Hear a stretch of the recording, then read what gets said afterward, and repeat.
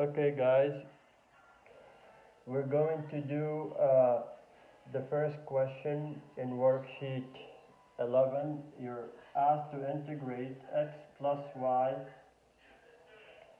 ds. And you're given the curve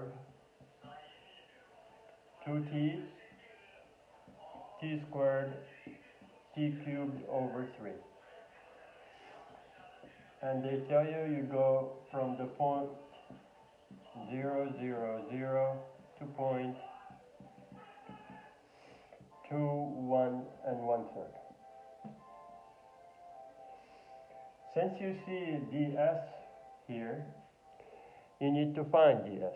To find ds, you take the derivative of the curve, which is 2t t squared, and ds would be the magnitude of this. So the first one squared, second one squared, and the third one squared. So that would be your magnitude. Now, the integral, since they tell you go from this point to this point, watch. If you plug 0 here, it gives you 0, 0, 0. And if you plug 1, it gives you 2, 1/3. So that means that the integral goes from 0 to 1. So what you need to do now is you go integrate from 0 to 1. Instead of x, you put 2t. Instead of y, you put t squared. Instead of ds, you put this. 4t squared t4 dt. So it becomes just an integration.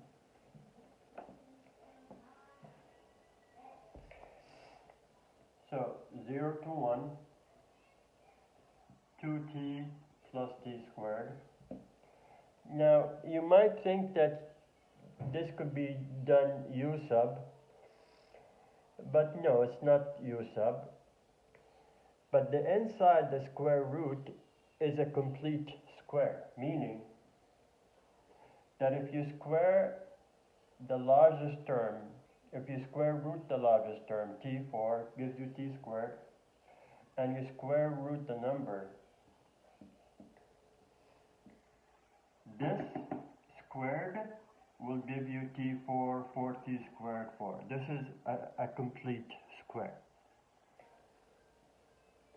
And as you guys know, a square root of something squared, they cancel each other. So you'll be left with t squared plus 2. So you multiply through. This time this is t3, 4t, t4, and 2t squared dt. So now we can integrate.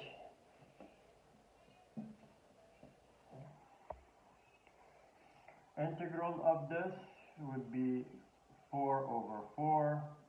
Integral of this, 2t squared. Integral of this, 5 over 5. Integral of this, 3 over 3. And 0, 1.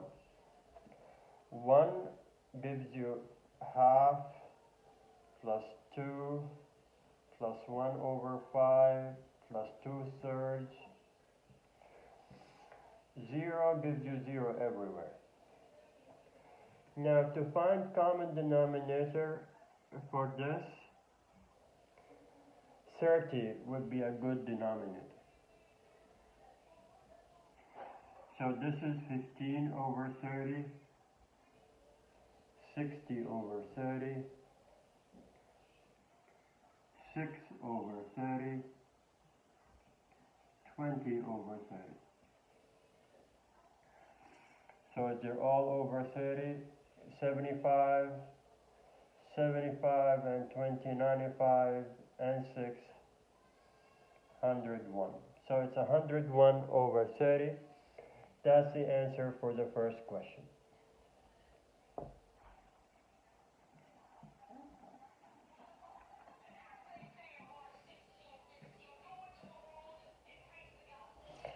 Question 2 in worksheet. You're given this function 2xz minus y sine x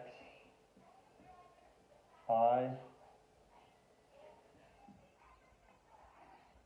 1 plus cosine x j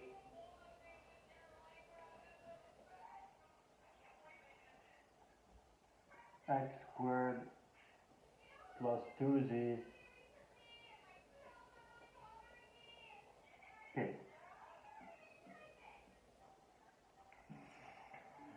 You want to see first, is this function conservative? And then you need to find a potential function. Since this one is ijk, we're going to do this. We're going to do this times your vector function. So you have I,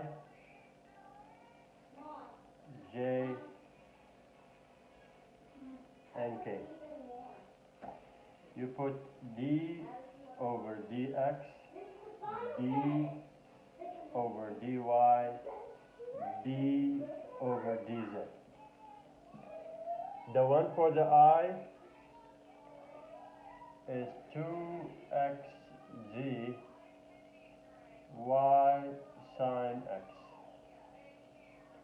The one for the j is 1 plus cosine x. The one for the k is x squared 2z. Now what you need to do is you say in direction I. In direction I, so you hide this column, you take the derivative of this with respect to y. Derivative with respect to y of x squared 2z minus the derivative of this with respect to z. Derivative with respect to z of 1 plus cosine x. That would be the I direction. Minus j. In the j, you take the same thing. You hide this column. You take the derivative with respect to x of x squared 2z minus, so we're hiding the j now. We take the derivative with respect to z of 2xz y sine x.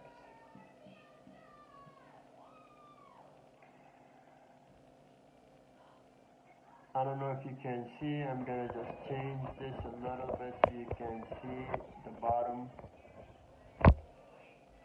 Now if I move it this way, hopefully you can see.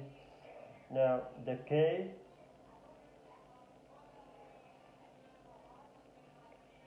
or since I'm out of space, I'll move the k, I'll put the k here.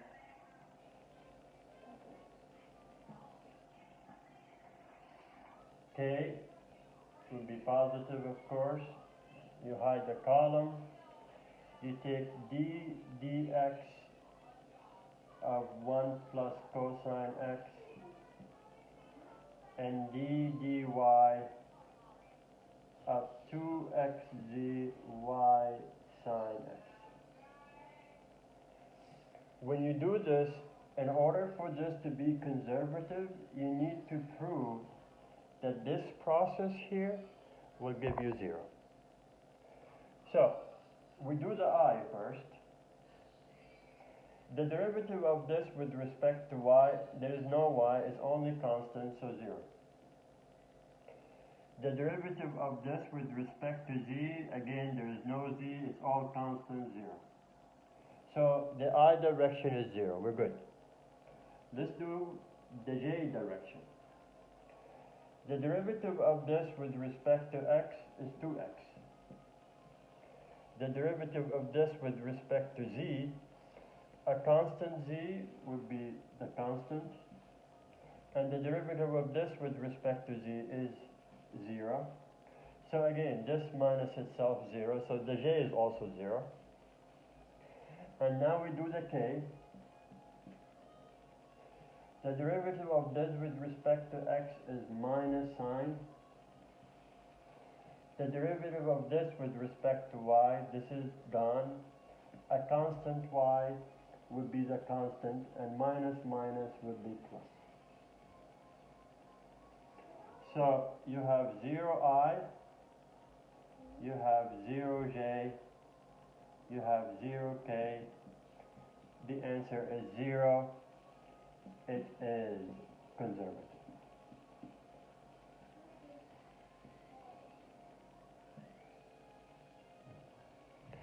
Now, since it's conservative, we need to find a potential function. So, to find a potential function, you have this in I, and then the other one in j, and the one in k. So you go, the function in terms of x, y, z, I'm going to integrate this 2xz y sine x. I'm going to integrate it with respect to x. So we're going to integrate this with respect to x. The first one becomes x squared z, and this one integral would be the constant cosine x plus a function in terms of the other two variables. This is x, so in terms of y and z, plus a constant. I'll call it c1.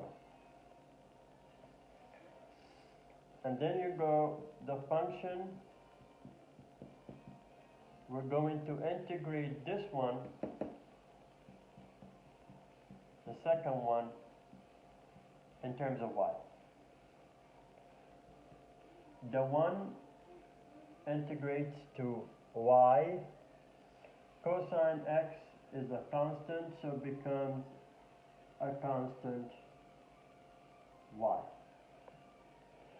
Plus a function, call it k, in terms of the other two variables, plus a constant c2.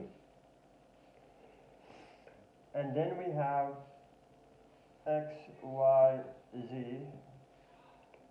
We're going to integrate the last one,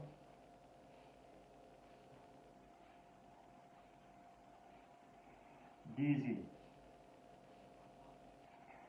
First one becomes x squared z, this one becomes z squared, plus a function in terms of the other two variables, x and y, plus a constant c3.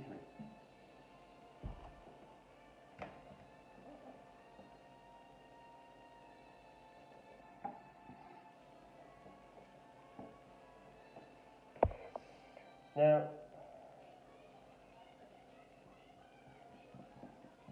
the function is, you look at the results, you look at this one, x squared z. You see another x squared z?